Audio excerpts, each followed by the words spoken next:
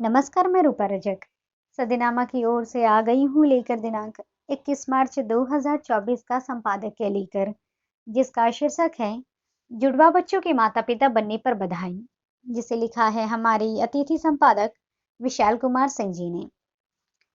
बात करते हैं आज मशहूर भारतीय क्रिकेटर दिनेश कार्तिक की। उनके जीवन से जुड़ी समस्याएं, पत्नी व मित्र द्वारा मिली धोखा, इनका विवाह अपनी ही दोस्त निकिता बंजारा से होती है। अंत में इन्हीं की पत्नी का अफेयर इन्हीं के मित्र से होता है, और जानते हैं इस बिखरते टूटते संबंध की गहराइयां। और इसी विषय में हमारे संपादक क्या कहते हैं, जानते हैं। साल 2004 दिनेश कार्तिक नामक युवा विकेट कीपर ने भारतीय टीम ने अपना डेब्यू किया। उनका क्रिकेट जीवन परवान चढ़ रहा था और सन 2007 में अपनी बचपन की दोस्त निकिता बंजारा से शादी कर ली। दिनेश और निकिता अपनी शादीशुदा जिंदगी में बड़े खुश थे। दिनेश रणजी ट्रॉफी में तमिलनाडु टीम की कप्तानी भी कर रहे थे। उनके खास दोस्त थे तमिलनाडु की टीम के ओपनर, जो बाद में भारतीय टीम का हिस्सा बने, मुरली विजय। तो एक दिन निकिता की मुलाकात दिनेश कार्तिक के इसी साथी मुरली विजय के साथ हुई। मुरली विजय को निकिता भा गई। भोले भाले दिनेश कार्तिक इस बात को महसूस नहीं कर पाए। निकिता और मुरली के बीच नजदीकियां बढ़ने लगी और कुछ ही समय में दोनों का अफेयर शुरू हो गया। दोनों खुलकर मिलने लगे। दिनेश कार्तिक के अलावा पूरी तमिलनाडु की टीम जानती थी कि मुरली विजय अपने कप्तान दिनेश की पत्नी निकिता के साथ इश्क लड़ा रहे हैं। फिर आया वर्ष 2012। निकिता प्रेग्नेंट हो गई, लेकिन तभी उसने धमाका करते हुए कहा, यह बच्चा मुरली विजय का है। दिनेश कार्तिक टूट गए। उन्होंने निकिता से तलाक लिया। तलाक के अगले ही दिन निकिता ने मुरली विजय से शादी कर ली और महज 3 महीने बाद उन्हें बच्चा हुआ। दिनेश कार्तिक डिप्रेशन में चले गए। वह मानसिक तौर पर बीमार रहने लगे। वह अपनी पत्नी व मित्र मुरली के इस धोखे को आसानी से नहीं भूल पा रहे थे। वे शराबी हो गए। सुबह से लेकर शाम तक शराब पीने लगे। वे देवदास बन गए।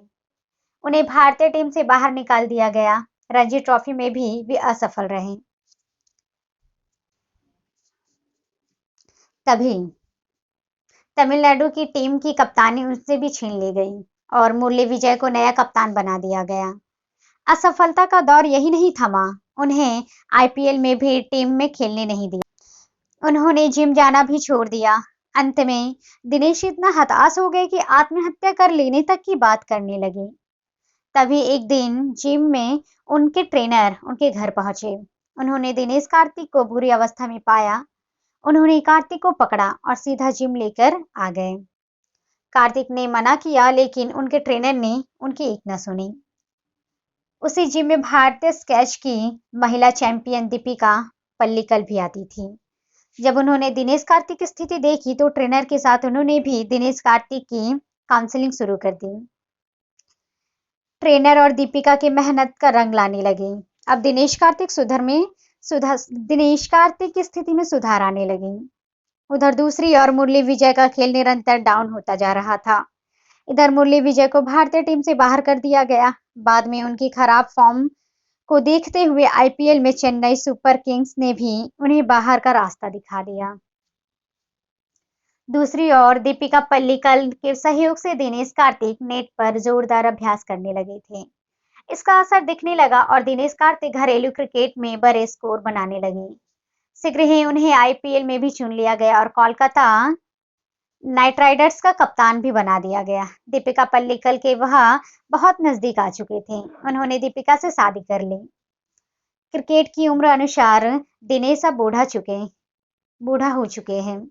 भारतीय क्रिकेट टीम में अब ऋषभ पंत का आगमन हो चुका था। ऋषभ पंत का कार्तिक समझ गए कि अब उनका करियर समाप्त हो गया।